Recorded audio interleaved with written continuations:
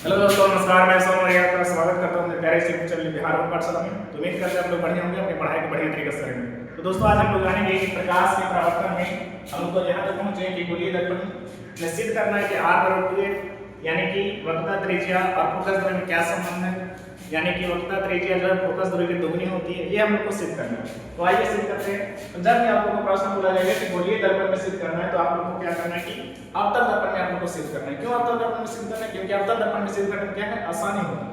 उत्तल दर्पण की अपेक्षा में क्या होता है, आसानी होती है। आइए सिद्ध करते हैं। सबसे पहले आप लोगों को एक अवतल दर्पण बनाना है। ये हो गया हम लोग का अवतल दर्पण। अवतल दर्पण और ये हो गया इसका रजदित भाग, यानी कि कलर जो किया हुआ था, ये हो गया इसका रजदित भाग। अब जहां से हमने इसको आप लोग को क्या करना है, सबसे पहले एक चाप जैसा काटना है। ये हो गया चाप। अब जहां से हमने एक चाप काटा है, उसको क्या करना है कि उसको C मान लेना है। उसको केंद्र को क्या मानना है, C मानना है। और इसके बीच में जो रहता है उसको बोलते हैं ध्रुव। ये हो गया ध्रुव पोल। अब इन दोनों के बीच की जो रेखा ये मिलाती है, इसे बोलते हैं प्रधान अक्ष। सबसे पहले आपको एक अर्धगोला बनाना है। उसके बाद क्या करना है कि जहां से हमने खींचा था उसको वक्रता केंद्र, और जहां से ये हो गया प्रधान अक्ष, इसके बीच के आधा जितना दूरी था उसी का आधा बनाना होगा आपको फोकस। ये हो गया फोकस।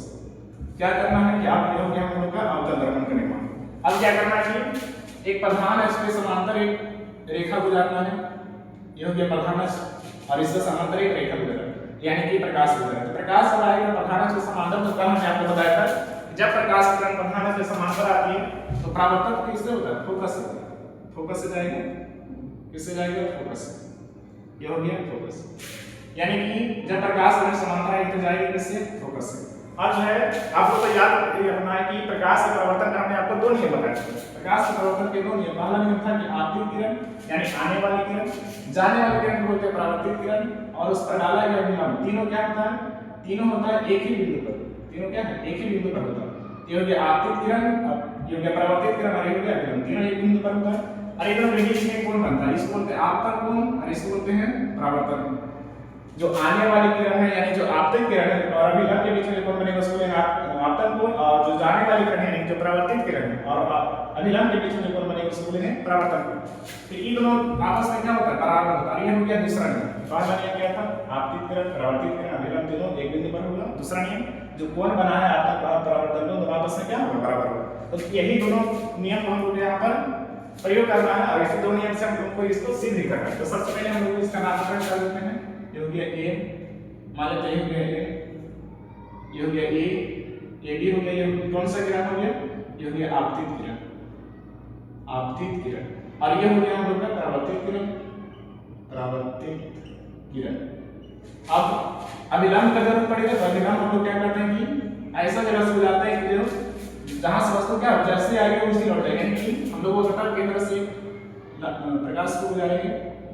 ये हो गया वक्रता केंद्र, जाएगी वक्रता केंद्र से आएगी वक्रता केंद्र से। ये हो गया अभिलंब। तो यहाँ पर हम लोग को लिखना है, क्या लिखना है कि माना कि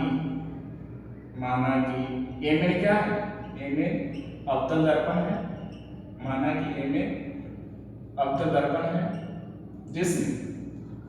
जिसमें ध्रुव P है और फोकस क्या है, तो फोकस F है तथा C क्या है, वक्रता केंद्र। वक्रता केंद्र क्या है, C। अब क्या करना है, यहाँ प्रकाश परावर्तन का पता नहीं, आपतित किरण क्या है, A मान लीजिए B है, तो A B हो गया आपतित किरण। यहाँ लिखना है, यहाँ ए बी आपतित किरण, आपतित किरण, और ये हो गया परावर्तित किरण बी एफ। बी एफ क्या हो गया, परावर्तित किरण, परावर्तित किरण। बी एफ हो गया परावर्तित किरण। और अभिलंब कौन सा है, तो बी सी क्या है, बीच में जो आता है उसी को क्या अभिलंब, बी सी हो गया अभिलंब तथा बी सी क्या है, अभिलंब BC अभिलंब। यहाँ ए बी हो गया आपतित किरण, BC और BF हो गया परावर्तित किरण, और बीच में जो ये लंब डाला गया इसको बोलते हैं अभिलंब, यानी BC क्या हो गया, अभिलंब। अब क्या करना है हम लोग का पहला नियम। अब क्या करना है, दूसरा नियम होता है। दूसरा नियम हम लोग क्या जानते हैं कि अब चूंकि ये हो गया आपतित किरण और ये हो गया अभिलंब, इन दोनों के बीच में कोण कौन सा कोण बनेगा? आपतन कोण बनेगा, जिसे आई से सूचित किया जाता है। और ये हो गया परावर्तित किरण और ये हो गया विवर्त, इन दोनों के बीच में जो कोण बनेगा उसको बोलेंगे परावर्तन कोण, सूचित किया जाता है आर से। तो प्रकाश के परावर्तन के दूसरा नियम में हम लोग जानते हैं, क्या जानते हैं कि आपतन कोण और परावर्तन कोण आपस में क्या होता है? बराबर होता है। यहाँ हम लोग को अब चलना है, यहाँ लिख लीजिए कोण ए बी सी बराबर कोणाई है, यानी कि कोण डी जो है यहाँ पर डी क्या है? आई है, यानी कि आपतन कोण है। जैसे जिसको दर्शाना रहेगा, जिस एंगल पे दर्शाना है उसको हम लोग बीच में रखेंगे। जैसे हम लोग इसको दर्शाना था तो बी यहाँ पर, इसलिए इसको डी को बीच में रखेंगे। उसी प्रकार कोण अब आर को दर्शाना है तो फिर से डी को बीच में रखना, तो सी बी एफ भी बोल सकते हैं क्योंकि आर को दर्शाना है, इस त्रिभुज में दर्शाना है, तो सी बी एफ बोल सकते हैं या एफ बी सी डी बोल सकते हैं। लिखते हैं कोण सी बी एफ बराबर कोण आर। अब हम लोग जानते हैं, क्या जानते हैं? परावर्तन के दूसरे नियम से पहला नियम हमें यहाँ पर लगाएंगे, दूसरा नियम परावर्तन के दूसरे नियम से। परावर्तन के दूसरे नियम में क्या होता है? कोण आई जो है बराबर होता है किसके? कोण आर के। अब कोण आई का मान हम लोग का है कोण ए बी सी, कोण आर का मान आया है कोण बी सी एफ। ये हो गया हम लोग प्रकाश के परावर्तन का परिमाण। अब यहाँ पर देखते हैं कि ये जो BC जो हम लोगों ने जो प्रकाश हुआ है वो क्या है? प्रधान अक्ष के जस्ट समांतर, प्रधान अक्ष के समांतर, तभी तो फोकस से गया है। तो ये हो गया समांतर, ये दोनों जो लाइन है कि AB और CP, AB और CP, ये दोनों जो लाइन है क्या है?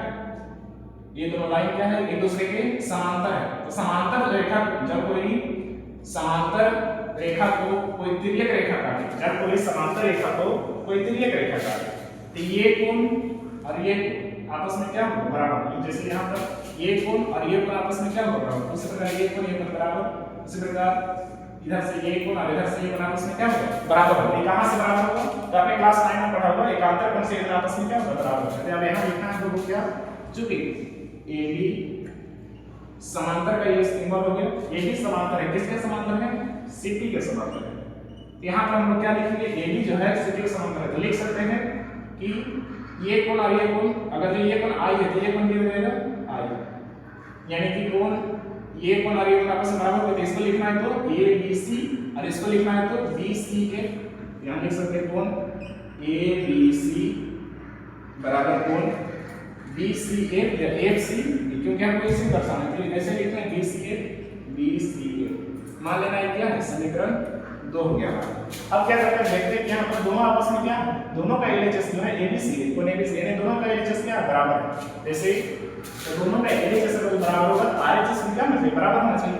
यानी जैसे मान लीजिए 3 व्यक्ति है A B C, अगर जो A का दोस्त B है और C का भी दोस्त B है, तो ये दोनों के आपस में क्या होगा? दोस्त ही होगा। तो उसी प्रकार हम क्या करेंगे, जब LHS बराबर रहेगा तो RHS भी लोग बराबर कर सकते हैं।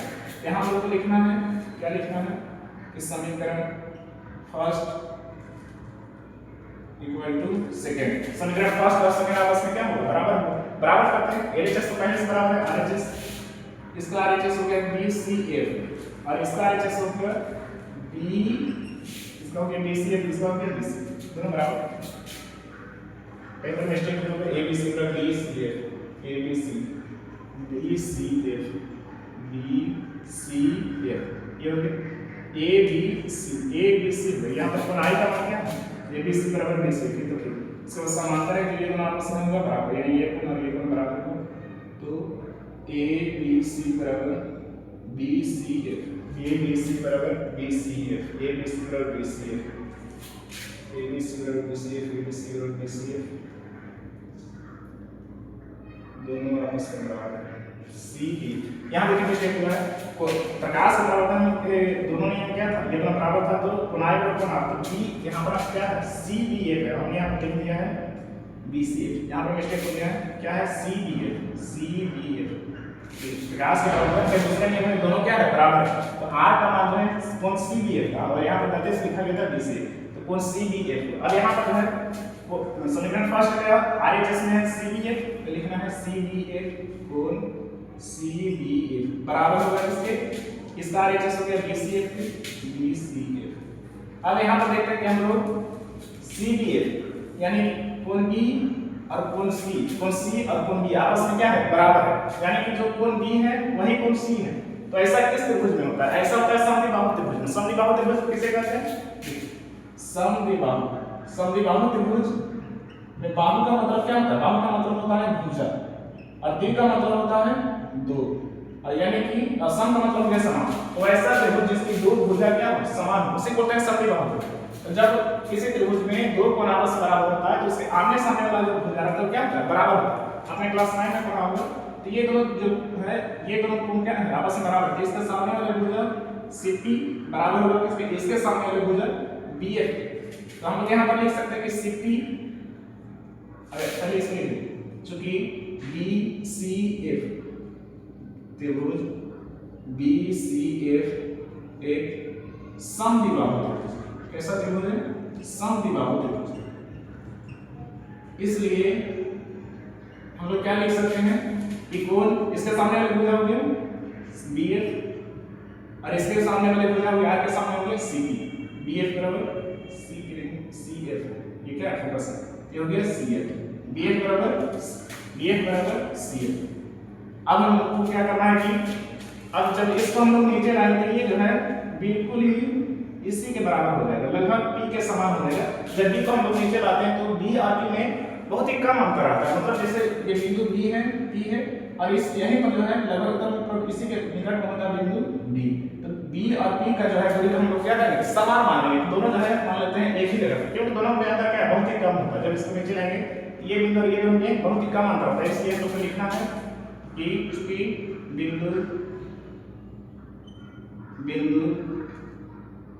D बिंदु P के अत्यंत निकट है। इसलिए चूंकि बिंदु P जो है बिंदु P के क्या अत्यंत निकट है, इसलिए हम लोग ले सकते हैं कि जहां पर P था वहां पर हम जहां पर B था वहां पर क्या कर सकते हैं, हम लोग P कर सकते हैं। तो जैसे यहां पर P था, यहां पर हम क्या करेंगे, P करेंगे। यहां लिख सकते हैं PF बराबर CF या CF बराबर PF। तो यहाँ पर CF बराबर हो गया PF। तो अब जो है हम लोग CF बराबर PF हम लोग पे आ गया। अब देखिए CF का हम लोग जैसे मान निकालें, मान लीजिए कोई दूरी के लिए, मान लीजिए यहाँ से यहाँ तक 3 बिंदु है A B और ये हो गया C।